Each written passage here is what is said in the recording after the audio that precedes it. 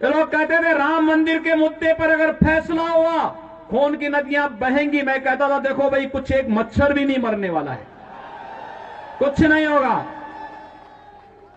न्यायालय मेरिट के आधार पर फैसला करे, फैसले को लागू हम करेंगे। और किसी के माई के लाल पे हिम्मत है उत्तर प्रदेश में उपद्रव करके दिखा दे। पहले कश्मीर में पत्थरबाज पत्थर फेंक करके पाकिस्तान का पैसा लेकर के भारत की संपत्ति को नुकसान पहुंचा करके उन्हें क्षतिग्रस्त करते थे। और कांग्रेस और केजरीवाल जैसे लोग उन पत्थरबाजों का समर्थन करते थे। लेकिन धारा 370 समाप्त हुई, पत्थरबाज हुए गायब। और पाकिस्तान परस्त आतंकवादी जो पहले भारत के अंदर आकर के जगह जगह विस्फोट करते थे, उन सबको यमलोकपुरी की यात्रा पर भेजना शुरू कर दिया हमारे सुरक्षा बलों के जवानों ने।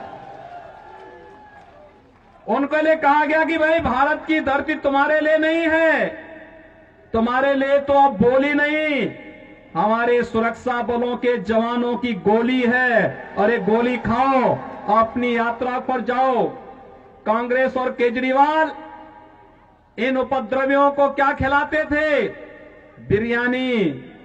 और हम क्या खिला रहे हैं? गोली। भाइयों बहनों, यही अंतर है।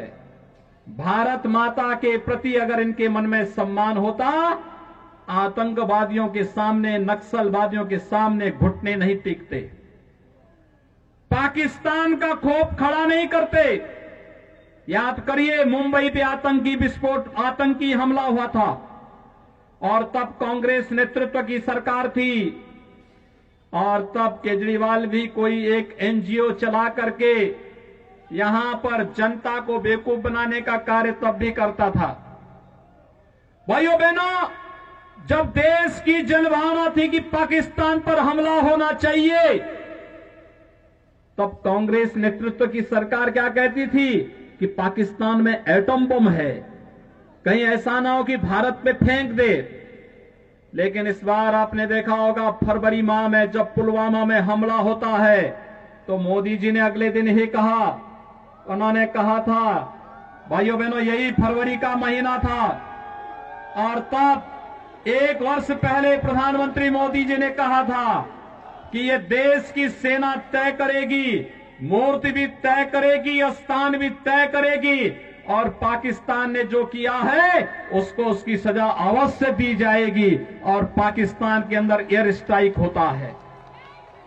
इमरान खान दुनिया के अंदर आपने देखा होगा, जान की भीख मांगते हुए घूमता हुआ फिर रहा था। और उस समय इमरान खान ने कह रहा था कि भारत हमला कर देगा। तस्वीर बदल गई। पहले भारत के अंदर की सरकार कहती थी कि पाकिस्तान एटम बम फेंक देगा। आज पाकिस्तान भयभीत होकर के कहता है कि भारत के अंदर मोदी जी के नेतृत्व की सरकार कहीं पाकिस्तान पे हमला करके पाकिस्तान का अस्तित्व ही समाप्त न कर दे। भारत के दुश्मन, पाकिस्तान की भाषा बोलने वाले लोग आज जगह जगह धरना प्रदर्शन करके भारत की व्यवस्था को जैसे अव्यवस्था पैदा करने का कार्य कर रहे हैं।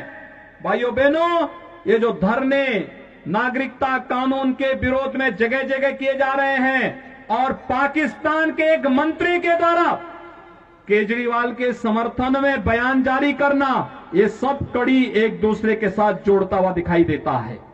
और यही अपील करने के लिए आज हम सब आपके बीच आए हैं। आपने देखा होगा, कश्मीर में धारा 370 समाप्त हुई, 3 तलाक की कुप्रथा सदैव के लिए समाप्त हो गई।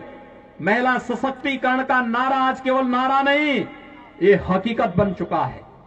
और महिला सशक्तिकरण के माध्यम से 3 तलाक की कुप्रथा को सदैव समाप्त करने के लिए प्रधानमंत्री मोदी जी का, गृह मंत्री अमित शाह जी का अभिनंदन होना चाहिए।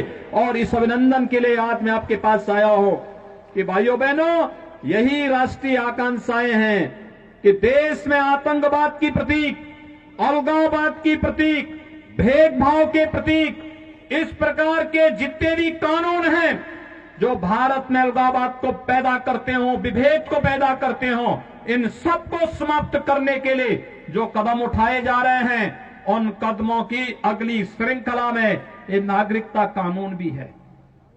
हम सब जानते हैं ये तो पाकिस्तान, अफगानिस्तान और बांग्लादेश के हिंदू, सिख, बौद्ध, जैन, पारसी, ईसाई जो वहां पे पीड़ित हैं, प्रताड़ित हैं, उनको नागरिकता देने का कानून है।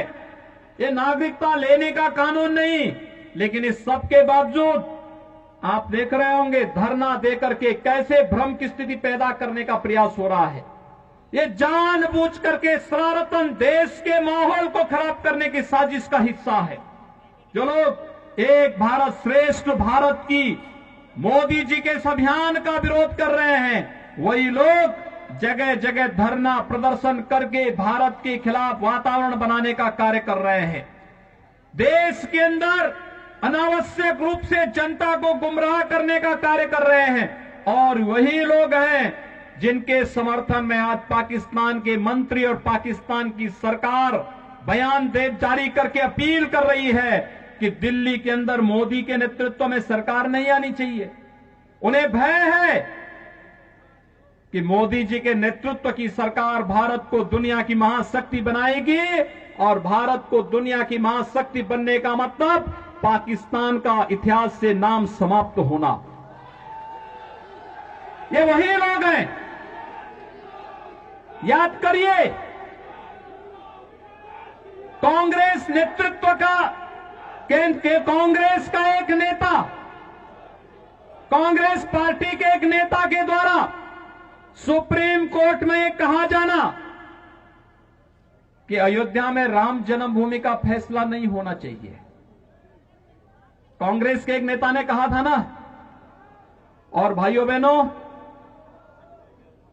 500 वर्षों के बाद आप में से जितने भी लोग 35-40 वर्ष के होंगे, वह हर व्यक्ति अयोध्या में राम जन्मभूमि आंदोलन के साथ प्रत्यक्ष और अप्रत्यक्ष रूप से जुड़ा रहा है।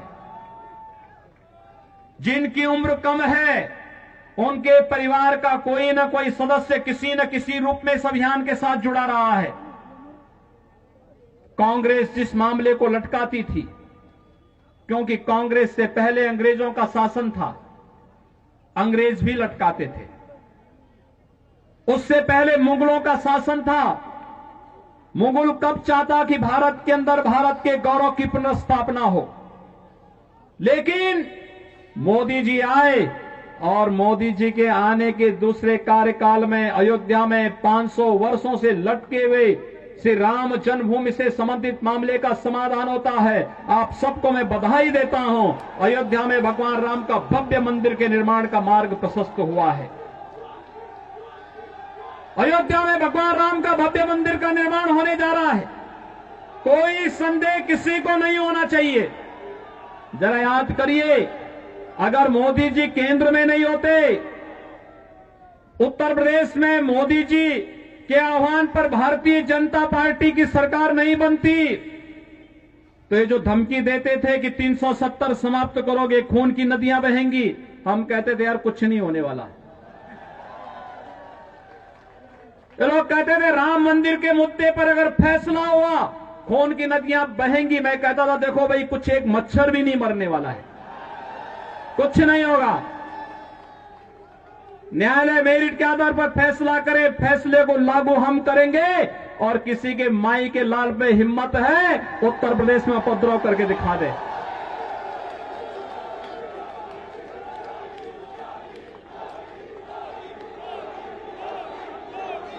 भाइयों बहनों, उत्तर प्रदेश, यहां दिल्ली के बहुत सारे लोग जाते होंगे हरिद्वार में कांवड़ यात्रा में।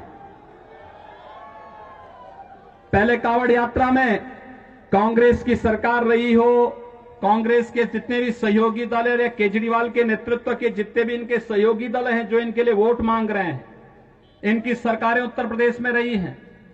इन्होंने कांवड़ यात्रा उत्तर प्रदेश के अंदर बंद कर दी थी, नहीं चलने देते थे, प्रतिबंध लगा दिया। डीजे नहीं बजेगा, संग नहीं बजेगा, घंट नहीं बजेगा, घड़ियाल नहीं बजेगा, पंडाल नहीं लगेंगे। तो जब मेरे पास ये प्रस्ताव आया कि पहले ये होता था, मैंने कहा भाई ये भगवान शिव की भक्तों की यात्रा है, ये शव यात्रा नहीं है। इसमें सब बजेंगे, इसमें डीजे भी बजेगा, शंख भी बजेगा, घड़ियाल भी बजेगा, नगाड़े भी बजेंगे, और इनके स्वागत की तैयारी जगह जगह करो और हेलीकॉप्टर से पुष्प वर्षा भी करते जाओ, कोई प्रतिबंध नहीं।